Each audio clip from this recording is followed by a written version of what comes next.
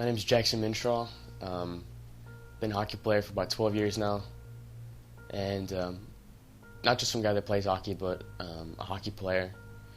And I've been a goaltender for about 10 of those years. It's a very physically and, more importantly, mentally demanding position. As a young kid moving themselves up in the sport, it's really a lot to take in. I love the game of hockey as much as my own mother. The connections I've made, the people I've met playing the sport, the places I've been taken to has been amazing. Some of my best friends aren't even from the United States. They're from Russia or they're from Canada. But growing up in a hockey hotspot like Chicago, there's tons of pressure to play well every single night. Even at a young age, you got to play well in front of scouts if you want to make it to the next level. And it's a lot of pressure and stress to take on for one position, because when you think about it, I'm the last line of defense. I'm ultimately in a position to win a game or lose a game. If I have an off night, or if I have even an off moment, I can cost my team the whole game. And I've been in that position more times than I'd care to admit. And it can really beat you down to the ground if you don't screw your head on straight and figure things out. Even to this day, there are still things that I just want to completely erase from my memory and just never think of again. That are just haunting me still.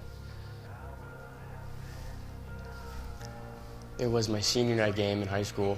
We were playing our rival high school team, and we were ranked about 40th something in the state, and then we were ranked about 15th, right?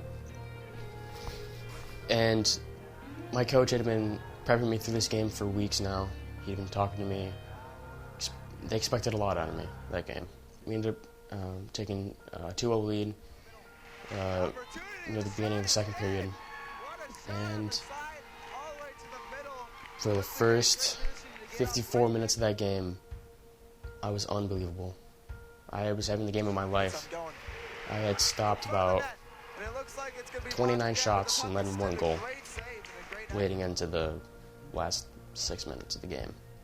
A bad bouncing puck that came in and kind of slipped under my arms and just kind of went in the net. Then that was just playing back in my mind, right? I was playing back in my head. And then they scored another one. And I just thought about that, and then they scored another one, and then they scored another one. In the biggest game of my life, right?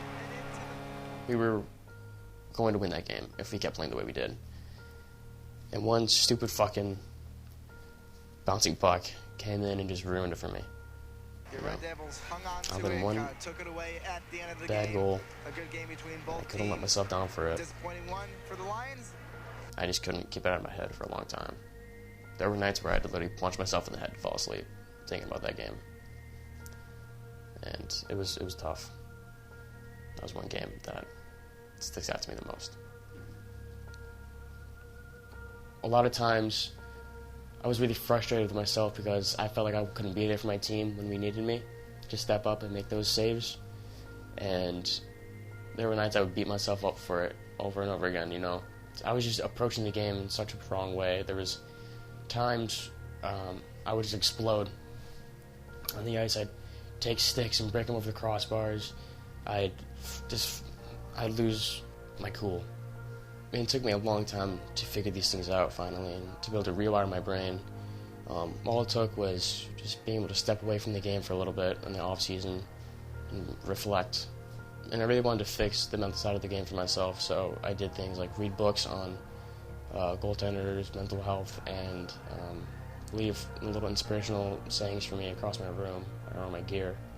So that way, when I would every time I would go by them, I would remind myself to fall into good habits. And once I was able to surround myself with good habits regarding my mental side of the game, I felt like I could really reach my potential as a goaltender. And once I got to that point, I felt, lights out. I felt unstoppable. Off the mark, shot away. He's in the corner, he'll center front, and what a save!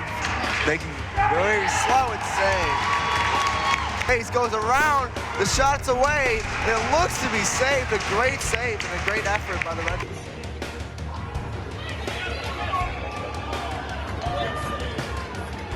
Could be shot, saved again by Lights. Another shot, saved in the middle. 2-on-1.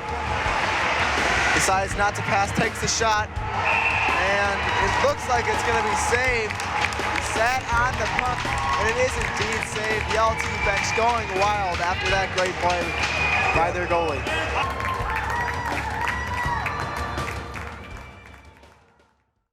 And it's not uncommon for goaltenders to have these issues. I mean, even goalies such as Braden Holtley and Robin Leonard, who are playing NHL, have just recently come out and talked about their struggles with mental health and breaking their bad habits as well.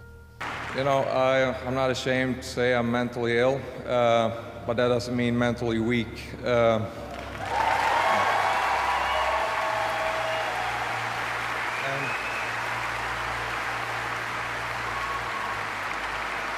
Yeah, thank you very much.